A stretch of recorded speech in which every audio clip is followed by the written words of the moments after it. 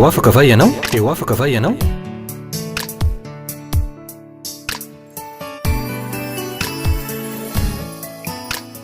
Fandarany iarana fiangonana RHEFI Androndrakely. Eny ary tompoko, mbola raisitsika ho fahasoavana lehibe hatrany an-trany ho antsika ny fisian'izao fandarana nomena anarana hoe teo afaka va ianao izao. Fandarana zay karakarain'ny fiangonana RHEFI Androndrakely. Mino mantsy aho fa avy amin'Andriamanitra tokoa izao fandarana izao. Avy amin'Andriamanitra, ahafahan'Andriamanitra mitondra famonjena, mitondra fanasitranana, mitondra fanafahana ho antsika tsiraray avy zay mahita sy mandre an'izao afatra entiko zao. Satria rehefa fantatrao ny marina de lay nambarako teo no tsy maintsy ho ataon'Andriamanitra eo amin'ny fiainanao. Efa programan'Andriamanitra hatramin'ny taloha mantsy le hoe amonjy, anasitrana, anafaka ny olona izy. Zany no antony natokan'Andriamanitra nanome ny zanan'ilay tokana atao hoe Jesosy Kristy.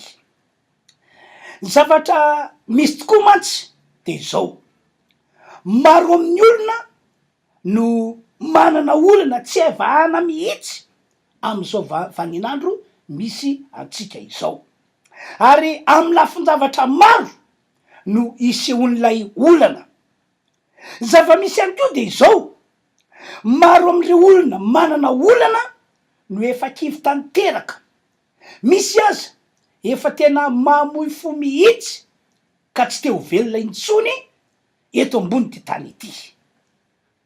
Tsy fantatro anefa fa mety anisan'ireo olona manana fiainana tahaka izany ianao am'izao fotoana andrenesanao an'izao afatra entiko izao.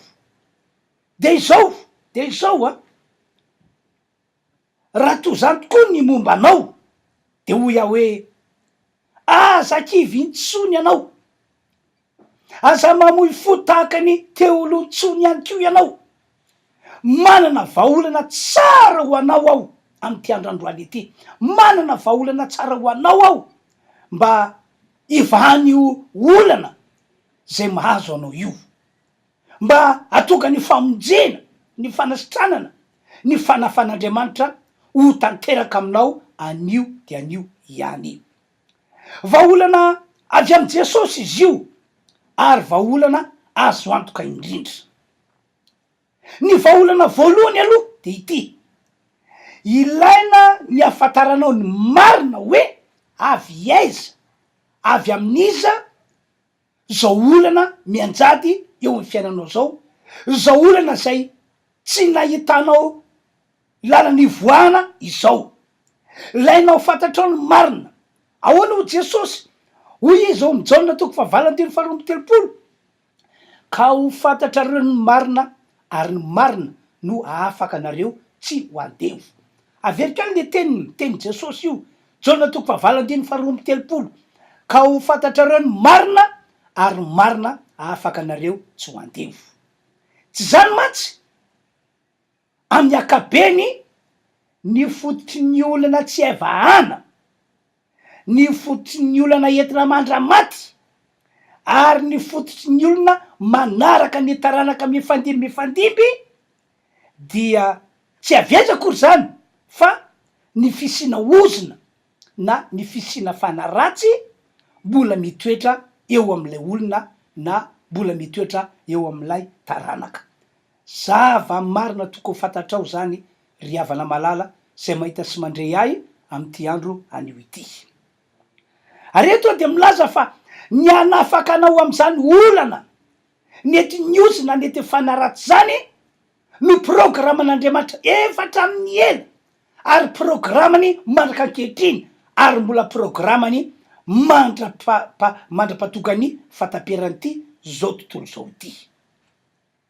Ary raha ny voalazan'ny baiboly tokoa no jerena dia ahitana fanahy ratsy sy ozina mitoetra avokoa ny olona rehetra, indrindrindrindra fa reo olona zay mbola lavitra an'Andriamanitra, reo olona zay mbola anivela valany Jesosy Kristy, reo olona zay tsy mbola tonga am' Jesosy, ahitana ny ozina sy fanaratsy mitoetra avokoa, reo olona zay azo lazaina hoe mbola manana fiainana ratsy sy manota am'izao fahavelomany izao. Ny filaza amy baiboly moa de hoe zanaky ny tsy fanarahana ny olona rehetra tahaka zany, ary ny ozina sy ny fanaratsy dia mitoetra tokoa eo am'izay olona atao hoe zanaky ny tsy fanarahana.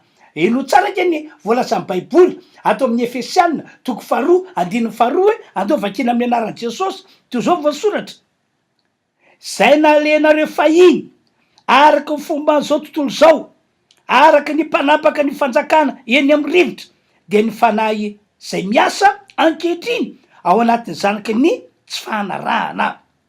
Zay nalenareo fahiny, zay mifampianarana baiboly, araky ny fomba an'izao tontolo zao, araky ny mpanapaka ny fanjakana eny amin'ny rivotra, dia ny fanahy zay miasa ankehitriny ao anatin'ny zanaky ny tsy fanarahana. Fa nisan'ny tena mahavarina ny olona maro ihany koa de ity, ary tena mampametraka fanontaniana be mihitsy le izy hoe efa tonga kristianina, efa nandray an'ny tombo Jesosy ho ao anatiko aho, efa tena mahafana fo ho an'Andriamanitra mihitsy aho, kanefa maninona fa tsy afaka olana mihitsy. Ary misy am'ireny olana ireny azy no miverimberina eo am'ilay olona, miverimberina ao am'ilay taranaka. Zany hoe lay olana nahazo ny anankiray tsy ela akory ateoriana dia mahazo ny ray ihany koa. Ohatra efa nisy zao tantarako aminareo zao, ino tsara nge, mbola tanora de tanora dia maty vady lay lamatovo. Tsy normalina zo za zavatra zay, satria zanaka natao andevona kanefa indrisy fa dia ndray aman-dreny no mandevon-janaka. Tsy ela teoriana dia maty ndray ny vadin'lay lafaroa, tsy ela tateoriana de maty ndray ny vadin'lay la fatelo. Olana zany ry havana, ary olana tsy evahana mihitsy, ary olana mitondra tahotra ho an'ny ankohonana, tena mitondra tahotra ho an'ny ankohonana mihitsy, hoe anao ahoana ndray zany ny vadiny ranona aoriana kely ao. Marina nefa fa mpino kristianina, mpanompon'Andriamanitra mihitsy a, reo olona zay niaran'zany teo amin'ny fiainana. Raha ianao no to mitoerana de satsatry ny manontany teny anao, ary ngambany tsy ndre mandeha na indroa fa imbetsika anao no manontany an'Andriamanitra hoe tsy azoko tson'Andriamanitra io, hoe ahoana marina tena fitondranao, ahoana marina tena fitantananao, fa dia zao ve no manjoa ny olona zay manompo anao. Mino fa metraka fantena tahak'izany ianao, ry havanao, azavaiko aminao fa ny fototra zany olana zany dia ny fisina ozina sy fanaratsy tsy mbola niala tao am'ilay olona, tsy mbola niala tao am'ilay taranaka, lay ozina sy lay fanaratsy nahazo toerana teo am'ilay olona, teo am'ilay taranaka, fony izy mbola lavitra an'Andriamanitra, fony izy mbola tany ivelan'ny valan'i Jesosy, fony izy mbola anisan'ireo olona tsona hoe zanaky ny tsy fanarahana, reo ozina sy reo fanaratsy tsy mbola niala manaka ankehitriny no fototra zany olana tsy evahana, olana entina mandramaty, olana mampahory ny taranaka izany tompoko. Tantarako aminareo a fa tsy maintsy mahamita ny asany, tsy maintsy mamita ny misiony ny ozana sy fanaratsy raha mbola mitoetra eo amin'ny olona izy. Tsy mifidy olona io, na reo olona zay mbola antsoina hoe zanaky ny tsy fanarahana, na reo olona zay antsoina ankehitriny hoe kristianina, olon'Andriamanitra, raha mbola mitoetra eo amin'ny olona izy, tsy mbola tapaka le ozina, tsy mbola voaroka le fanaratsy, dia averiko le teny teo hoe tsy maintsy manao ny asany tsy maintsy mamita ny misiony ny ozona sy ny fanaratsy. Tsy mampino kristianina ny ozona sy fanaratsy. Tsy mampanompona tsy mampanopon'Andriamanitra ny mpanopon'Andriamanitra ny ozona sy fanaratsy. Tsy mampivavaka ny mpivavaka ny ozona sy fanaratsy. Ataoko fa mazava be aminao lay zavatra efa nisy lay no tantaraiko taminareo vao teo hoe maty vady avokoa maro am'lay lehilahy ao anatin'ny ankonana anankiray. Ripiany malalo zava-marina zany ambarako aminao zany ka amin'ny fotoana anekenao fa marina ny fanazavako mikasiany amin'ny reo olana enti-ny ozona sy ny fanaratsy. Amin'ny fotoana anekenao fa marina ny fanazavako eo mikasiany amin'ny ozona sy ny fanaratsy, ka eo anao no mila famonjena, mila fanasitranana, mila fanafahana, dia milaza vaovao mafaly aminao ao fa eo zao de zao ihany de hiasa eny aminao ny tompandriamanitra amonjy, anasitrana ary anafaka anao tokoa. Teniko tery aloha efa programan'Andriamanitra hatramin'ny ela ny aman'ny olana eo amin'ny fiainan'ny olona amin'ny alalana famonjena zay ataon'i Jesosy, amin'ny alalan'ny fanasitranana zay ataon'i Jesosy, amin'ny alalana fanafahana zay ataon'i Jesosy. Ka ny fahafantaranao ny marina de ny marina ambarako zany ho Jesosy no manafaka anao tsy ho andevo. Averiko le teny Jesosy Jaona 5:20 ka ho fantatrareo ny marina ary ny marina no anafaka anareo tsy ho andevo. Tantara nisy ihany koa ity lazaiko aminareo ity. Ny titre omeko ity tantara ity de zao: ny mahazava-dehibe ny fahafantarana ny marina. Ny mahazava-dehibe ny fahafantarana ny marina. Ndray mandeha tonga tao amina tokantrano mpino kristianina anankiray ny tenako. Marina moa fa tsy mpino kristianina atao fiangonana RHEFI ry zareo reo, fa mpino kristianina amin'ny fiangonana ravavy anankiray. Ka rehefa tonga tao ao dia ny zavatra tsikariko voalohany indrindra aloha de ny fahitako hoe olona sahirany retondreto, olona manana olana ara-pivelomana retondreto. Zava-misy manodididina tao anaty tokantranony iny no nafantarako an'izany. Ka rehefa nandeha teo ny resakay dia ny tantara izy mianakavy tao daholo, izy mivady ray aman-dreny ary reo zanany tsy tsaroko na misy 5 menadany na 4 menadany reo zanany tamin'izay fotoan'izay. De ny tantara tamiko izy mianakavy hoe 20 taona zao pastera no nivaniananay teto am'ty tanàna ity. 20 taona ozy izy. Fa tao anatin'izay 20 taona zay de tsapanay hoe nangidy, tena nangidy ny fiainanay.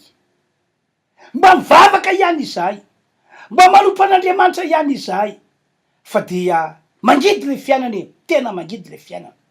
Ny asako lay lehilahy mécanicien. Ary tsy mirary aho izy fa anisan'ireo mécanicien mba tena mahay ary mavita zavatra. Ny akamaroan'ireo mpitondra camion na tompona camion zay mampiasa camion eto amin'ty tanàna ity ozy izy dia saika clientko avokoa. Fa izao izy ny zava-misy, tsy mety tena hoe manome ny karamako feno ny tompona camion zay amboarina na ny chauffeur-ny camion zay tonga eto amiko mampanamboatra tômôbila. Fa zuta ozy izy vola kely ho ampiasain'ny vady aman-janako ao anatin'ny andro vitsivitsy mandra-pahavita an'ilay asa zay fotsiny hoy izy no karama omenjareo ahy. Fa zao ny teniny, aloha hiasa aloha ny fiara, aloha hiasa ny tômôbilina fa omenay ny volanao. De amam-bola maro, aman-taonany mihitsy ary ny asasany tsy nomeny ny karamako pastera. Olany zany teo amin'ny fiainako, tena olany zany. Tsy hitako mihitsy hoe ahoana no ataoko mba azahoako ny volako am'ireo tompona camion na chauffeur-na camion.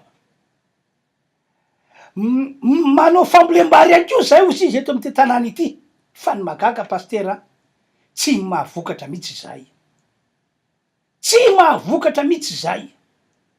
Azo lazaina hoe matiantoka mihitsy azy am'ilay asa fambolena vary. De zany rehetrarehetra zany mahatonga azy menakamo mametraka fanontaniana hoe fa misy inona, fa maninona, fa ahoana ny tena fitondran'Andriamanitra no mahatonga ny fiainanay tahaka zao foana nandritsy ny taona maro. Ary ankoatran'izany ihany ko izy a mampiasa masinina fitotom-bary ao izy fa de tsisy piditra, tena tsisy piditra mihitsy, na de fa nalatsaka tamin'ny ny olona sasany ary a ny vola ny karamanina totovary ato amiko. De rehefa nandeha teo ny resakay de tonga de azoko avy hatrany hoe ny fototry ny olana nazo andreto fianakavian-dreto nandritry ny taona maro, nandritry 20 taona ny olazain'izay a dia tsy hoe niara-tsi-panan'ny tompona camion na niara-tsi-panan'ny chauffeurna camion na niara-tsi-panan'ny olona ao tanàna ka tsy mba misy tonga mitotovary ho aminy, na niara-tsi-panan'ny toetrandro hoe ka mahatonga ny vokabariny tsy mamokatra, tsy nazahoany tombony. Fa tonga de fantatro ary nabaribariko tamin'izy menakavy hoe misy ozina ato aminareo ary misy fanaratsy mitoetra ihany ko. Azany ozo zany tsy mbola tapaka, zany ozo zany tsy mbola foana, na de fa mpivavaka raha ianareo, na de fa mpino kristianina raha ianareo, na de fa mafana fo raha ianareo. Raha tsy mihitsy miala foana eo amin'ny fiainanareo de tantara tsy miova tantaranareo fa tantara entina mandramaty. Ka rehefa nampianatra na nazavany zany tamin'izy menakavy a de resy lahatra izy menakavy teo vo tena neky fantatray am'izay marina, fantatray am'izay marina. De za manokana moa tonga de nahasaratsaina hoe rehefa fantany marina de zay marina zay no afaka tsy ho andevo. De nataoko ny vavaka ho azy menakavy fifonana, nataoko ny vavaka ho any tokantranony. Vita zany rehetrarehetra zany a de nitsofoko rano tamin'ny anaran'i Jesosy ry zareo. Za kosa avy eo lasa nandeha nody tety Antananarivo satria tany ivelan'ny tanànan'ny Antananarivo no nisy an'izay tantara zay. Akory zava-magaga ry hafanao, araka ny tantaraindreto fianakaviandreto fa vo lasa hony aho de nisokatra ny lalana, tena sokatra ny lalana. Lasa nisy client maromaro tonga nitotovary tao amin'ny masinina fitotom-bariny izy ireo. Lasa tonga ny olona nanatra ny karama zay tsy voaloha tao anatin'ny amam-bola marina tao anatin'ny taona maro, nanomboka ny sokatra ny lalana. Ary afaliana tsy misy toy zany ny andreto fianakaviandreto. Tena resy lahatra zareo hoe ny tsy fahafantarantsika ny marina tokoa no natonga ny ozina sy ny fanaratsy na nararoatra na nandevatsika na mpijaly na mpahory nandritry ny taona maro. Raha fitinina zany ny tiako ambara ry mpiaino malala de izao hoe mila mahafantatra ny marina zay fototry ny olana mahazo anao ianao, satria amin'ny fotoana ahafantaranao ny marina hoe ozina sy devoly tokoa, ozina tsy mbola tapaka na devoly tsy mbola niala no ao ambadiky ny olana zay misy eo aminao, na olana inona io na olana inona io. Amin'ny fotoana zay amantaranao ny marina dia hisokatra ny lalana hitondranao amin'ny famonjena, lalana hitondranao amin'ny fanasitranana, lalana hitondranao amin'ny fanafahana, ary lalana hitondra ny fiainanao sy ny ankonanao ho amin'ilay fitahiana Andriamanitra be. Ary amin'ny fotoana amantaranao ny marina ihany ko ka hoe ho avy anao hamonjy ny fotoam-pivavahana misy herin'Andriamanitra dia tiako milaza aminao satria fantatrao ny marina de tonga ianao hamonjy le fotoam-pivavahana misy herin'Andriamanitra de hiasa ao anatin'le fotoam-pivavahana ny tompo ka hamonjy sy hanasitrana ary anafakanao izy. Ry hafanao amafisiko le teny Jesosy de ho fantatrao ny marina ary ny marina no anafakanao tsy ho andefo. Ka hoy aho hoe dinidinio sy saintsaino zay fanazavana nietiko taminao zay. Dinidinio sola ka ozina sy fanaratsy mbola mitoetra eo aminao tokoa no ao ambadiko zao olana mianjady eo amin'ny fiainanao izao. Araky nefa nambarako tery aloha ihany koa, manoloana an'ireo olana nisy teo aminao de ho iaho hoe aza kivy zany mihitsy anao, aza mamoy fo ihany koa, satria raha ozina sy fanaratsy tokoa no fotony olana teo aminao hatram'izay ka hatramin'ity androandroany ity, dia azotsika resena izany, azotsika foanana amin'ny anaran'i Jesosy ny olana nentin'ny ozina sy ny fanaratsy. Ny antony de zao: voalohany, efa nanaiky nanao sorona ny tenany teo ambony azo fijaliana ny tombo Jesosy tamin'ny fotoana nandalovany tety ambony tany, ary ny voalazany Galatiana 4:13 fa Jesosy lay naantona teo ambony azo iny no nataony, iny no nekeny ho fitondrana sy ho fanisorana ny ozina rehetra mpahazo ny zanak'olombelona. Efa nanaiky ny ho foaty teo ambony azo fijaliana ihany koa Jesosy, ary zany fahafatesana nazo an' Jesosy teo ambony azo fijaliana zany no ho fandriganana ny fanaratsy rehetra na manaona sy manahoana ny karazana. Hebreo 2:4 no manambary izany. Dikany de zao: tsy manana hery sy fahefana tahaka ny nananany teo alohantsony ny ozina sy ny fanaratsy no Jesosy Kristy efa nantona teo ambony azo fijaliana, sy no Jesosy Kristy zay fa maty teo ambony azo fijaliana, ary afaka ny mandresy an'izany hery roa ratsy zany ny olona rehetra na iza rehefa mino an' Jesosy hoe naantona teo ambony azo fijaliana, maty teo ambony azo fijaliana, nalevina ary natsangan'Andriamanitra tamin'ny maty tamin'ny andro fahatelo, ary mino sy manaiky fanasatry ny tanakavan'Andriamanitra zany Jesosy zany avy eo. Zay rehetra mino an'izany sy manaiky an'izany dia afaka ny andresy ny ozina sy ny fanaratsy, ary afaka ny anafoana ny olana zay fanetiny teo amin'ny olona na teo amin'ny taranaka anankiray. Ianao nge raha madika ny voalazan'ny baiboly hoe fa maninona moa no naheliny tsao taorina fitsakanan'i Jesosy tamin'ny maty, fa tsy hitsangana tamin'ny maty Jesosy fa nangalarany mpianatra ho ny fatiny. Dikan'izany de zao: zava-doza amin'ny oza sy ny devoly ny mahita olona mino fa efa maty Jesosy ary efa tsangana tamin'ny maty.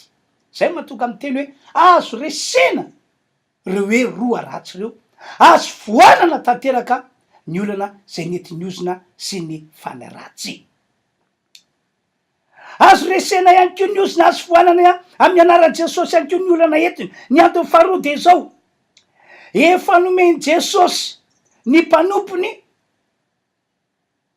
zay mino azy sy zay matoky azy ny fahefana entina mandresy ny hery rehetra anana fahavalo.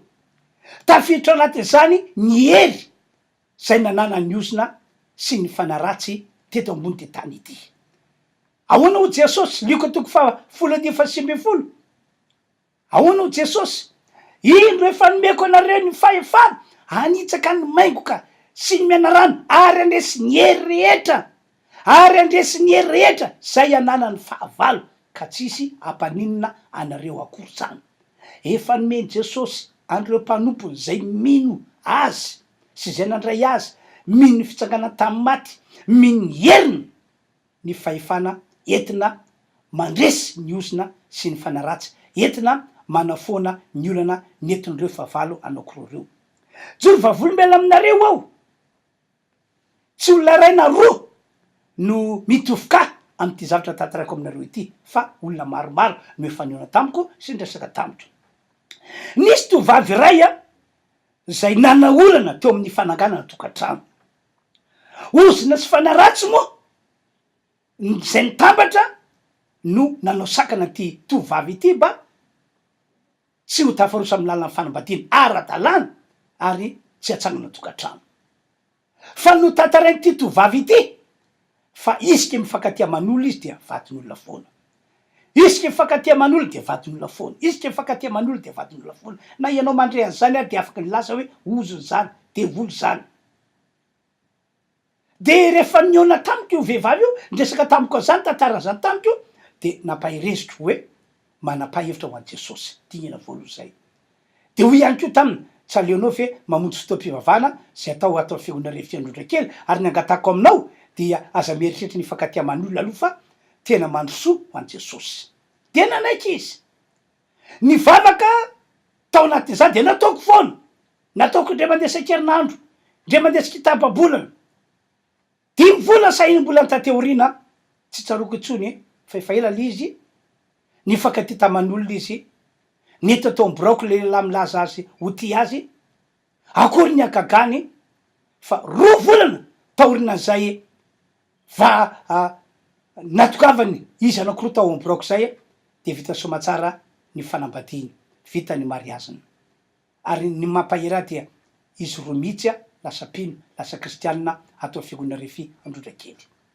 De fataro am'zany hoe raha tsy notapahana araka fahefana nomeny Jesosy ny ozina sy ny fanaratsy, raha tsy nailika araka fahefana nomeny Jesosy ny ozy sivana ratsy zay nipetraka tamin'io tovovavy io, nanahoana reny mety ho fefarany satria tamin'io fotoana ny resany tamiko io efapolo taona latsaka kely lay vehivavy. De nanahoana reny mety ho fefarany tantarany, ianao angambany tonga de malala avetrany. Ndre mandeha ihany ko nisy ireny mpianakaviana anankiray niona tamiko, efa kristianina izy, efa mpivavaka izy, efa manana andraikitra be ao anaty fiangonana, fa ny olana taminy de zao maditra ny vadiny, mamono ny vadiny ary tsy malala mody hatrano ny vadiny. Tena nampametraka fantaniana azy mihitsy le izy hoe fa maninona fa misinona nefa sa olona tena mpivavaka be.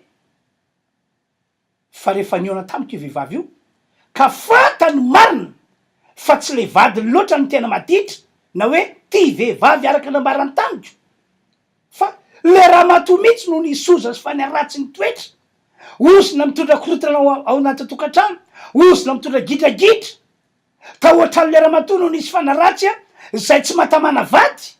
Rehefa fantany marina ka niaika an'izay marina fantan'izay izy de nataoko ny vavaka tao an-trano ny tam'izay fotoana zay.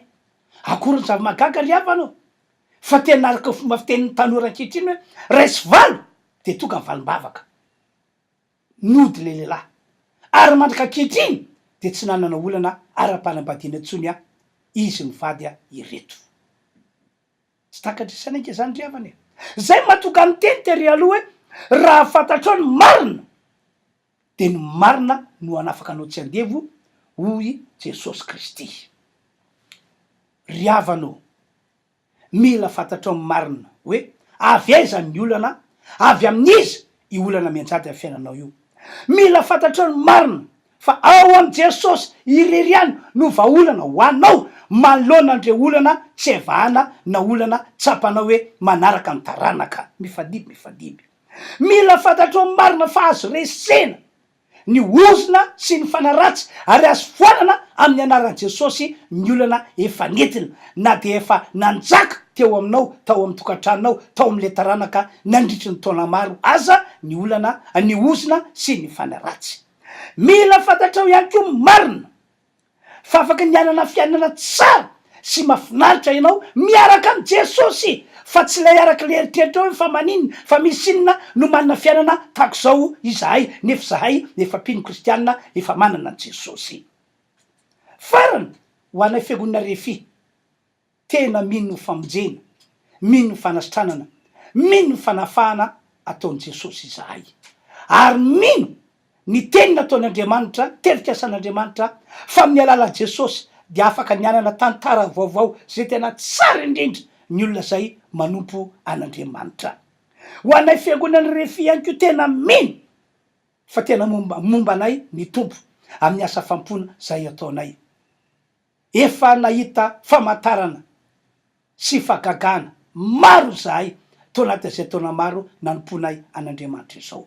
Zany no antony mahatonga anay masa mitory ny tenyndriamanitra tahak'izao manambara ny marina, masa mijoro vavolombelona ary tsy menatra ny manasanareo mba ho avy amonjy ny fotoam-pihavana zay taonay zay ombany herin'Andriamanitra. Tombontsoa lehibe ho anao zany tompoko, tombontsoa lehibe ho anao zany ka aza mangatakandro anao, aza mangatakandro anao. Tongava reo voalahatra reo voasoratra reo a ny fandaram-potoana, tongava tompoko. Ny Alahady misy 4 miditra izay fidirina voalohany amin'ny fitory, fidirina faharoa amin'ny sivory, fidirina fahatelo amin'ny 12 ary fidirina faefatra amin'ny amin'ny 2 ora sasany. Ny fidirana voalohany sy fidirana fahatelo lay amin'ny 7 samby 12 no spécial délivrance.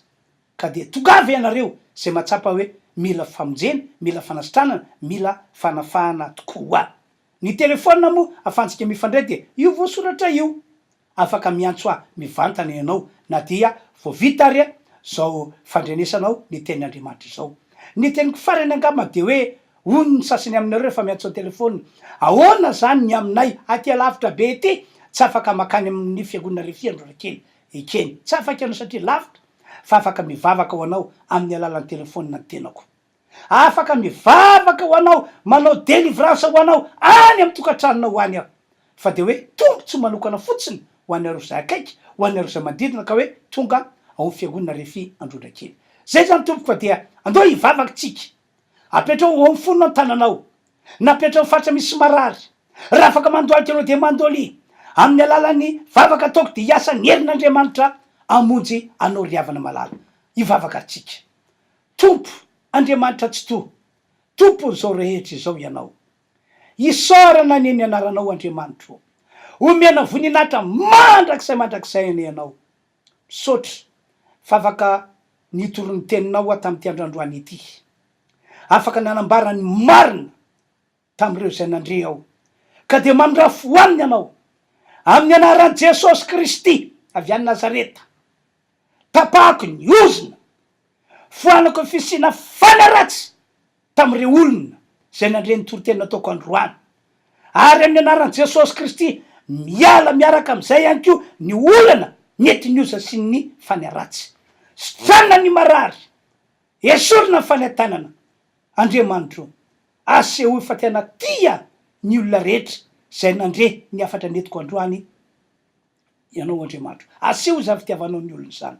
Omenanao Andriamanitra tsy to ny tera sy ny haja ary ny voninahitra anio ampitso ary mandrakizay amin'ny anaran'i Jesosy no anaovana vavaka. Misaotra tompo. Amen. Zay zany tompoko no fotoanantsika tamin'ity androandroany ity ka dia omenan'ny tompo ny tera sy ny haja ary ny voninahitra mandra-pianao tompoko. Eo afaka va ianao? Eo afaka va ianao?